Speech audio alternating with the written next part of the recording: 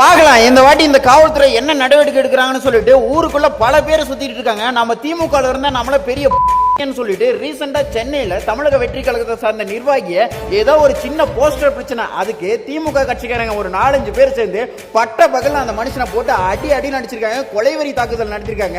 அதுவும் அடிக்கும் போது என்ன தெரியுமா இந்த பருப்புங்க சொல்லியிருக்கானுங்க, டிவி கேன்ற சத்தம் இந்த ஏரியாவில கேட்க கூடாது அப்படின்ற மாதிரி சொல்லி அடிச்சிருக்காங்க.